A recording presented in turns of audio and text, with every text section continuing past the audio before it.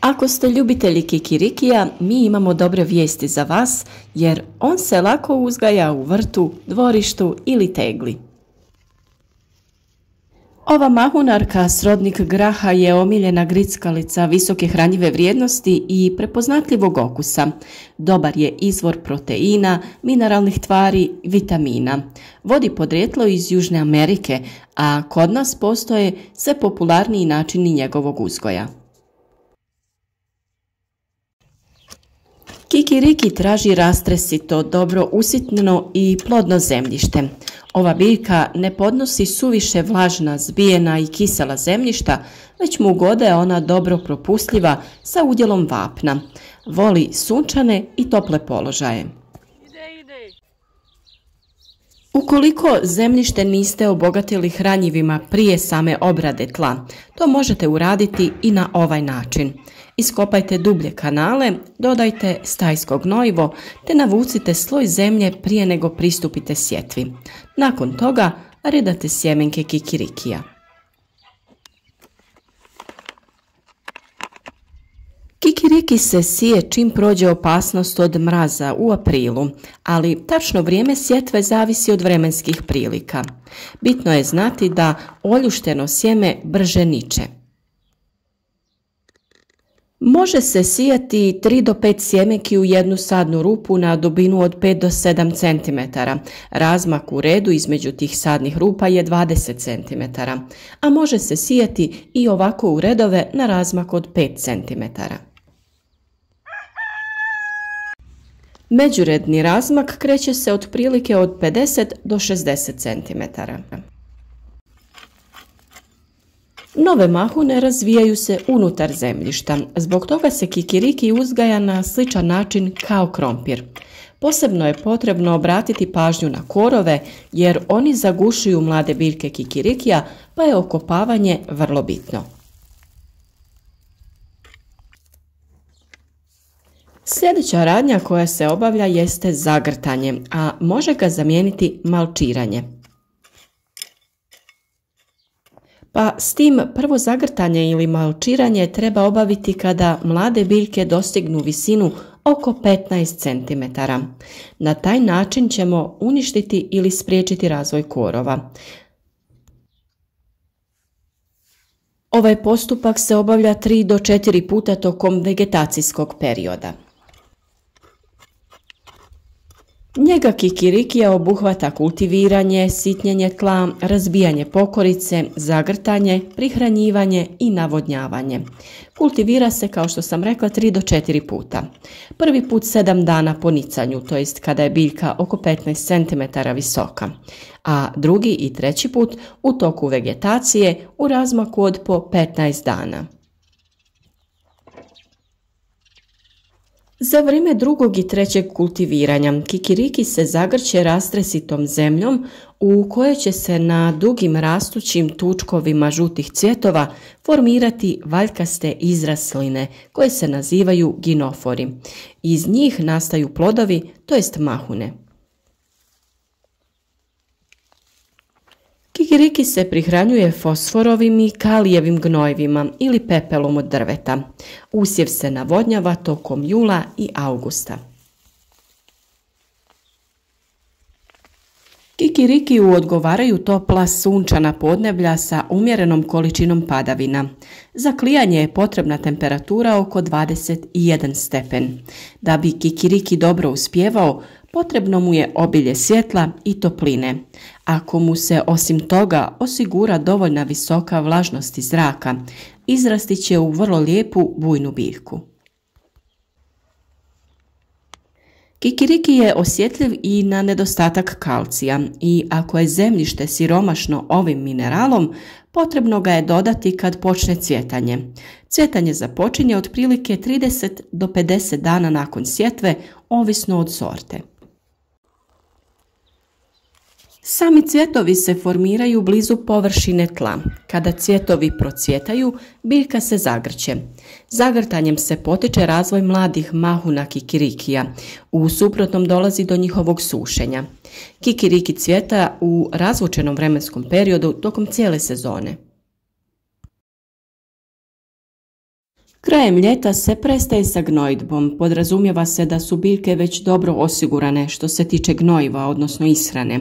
U ovisnosti od vremenskih uslova, biljke se umjereno zalijevaju. Ovdje vidite kako to izgleda i na koji način se razvijaju plodovi kikirikija. Kao što ovdje također vidite, mahune se razvijaju ispod površine zemlje, a u ovoj jednoj mahuni se razviju 2 do 3 sjemenke. Berba kikirikija obavlja se krajem jeseni, a prvi znak kojim ćete prepoznati da kikiriki dozrijeva jeste žućenje listova. U trenutku berbe, to jest vađenja kikirikija, lišće je suho, a stabljika je promijenila boju, postala je tamnija. Berbu je najbolje obaviti prije prvog jesenskog mraza. Sa berbom, to jest iskopavanjem kikirikija, ne treba žuriti, jer se mahune sporo razvijaju. A sam postupak je sljedeći. Biljke se pažljivo iskopaju i otrese se višak zemlje. Biljke se nakon iskapanja ostavljaju da se posuše. Tokom vađanja neke mahune će otpasti, ali njih sakupite i sušite ih odvojeno. Zemlju oko kikirikija možete razrahliti sa nekim alatom kako bi vađenje bilo što jednostavnije, to jest kako se plodovi ne bi oštetili i ne bi spadali i ostajali u zemlji.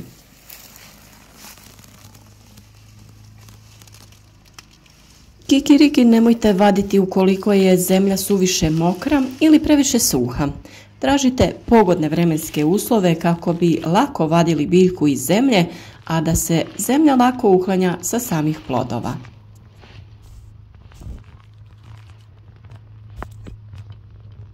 Nakon vađenja biljke odvojite na nekoliko manjih dijelova te povežite u snopove.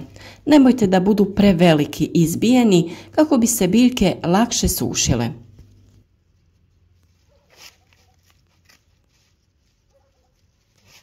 Možete koristiti konopac ili špagu, te obruč napravite što bliže ovom dijelu gdje su plodovi. Zategnite kako vam se ne bi rasule biljke.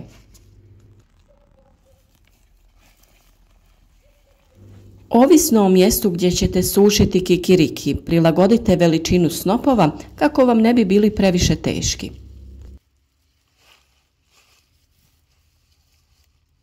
A za samo sušenje najbolje je odabrati mjesto pod nekim krovom koje je prozračno.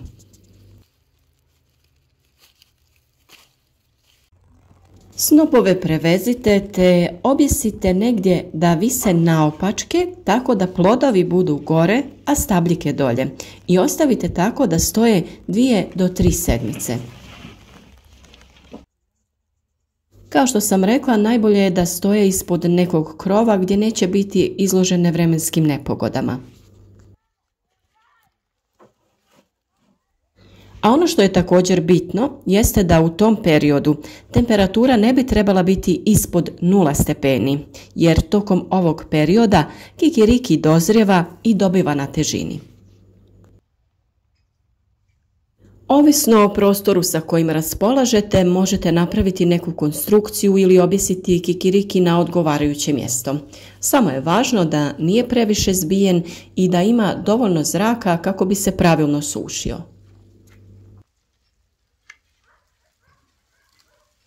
Poslije perioda sušenja i dozrijevanja, mahune se odvoje, spreme u mrežaste vrećice kako bi se lakše oprale od zemlje pod mlazom vode. A nakon pranja potrebno je te iste mahune osušiti prije skladištenja. Mahune se trebaju dobro osušiti jer može doći do pojave plijesni i propadanja. Sušenje se vrši u tankom sloju na temperaturi od 60 stepeni tokom 2 dana. Sušenje se može obavljati u električnim sušilicama, a dobro osušene mahune imaju onaj zvuk krckanja kada se lome, a prilikom protresanja mahune čuje se zveckanje sjemenki. Drugi način sušenja mahuna kikirikija je u domaćinstvu i pogodan je za ona domaćinstva koja imaju pećna drva. Mahune se stave u pleh u sloju debljine 15 cm blizu peći i povremeno se promiješaju tokom 2 dana. Osušene mahune kikirikija se čuvaju u mrežastim ili platnenim vrećicama na prozračnom mjestu. Mogu se čuvati oko godinu dana. Oljuštene sjemenke se mogu čuvati pola godine u tegli sa poklopcem. Za čuvanje sjemenki, osim staklenih tegli, mogu se koristiti i keramičke posude sa poklopcem.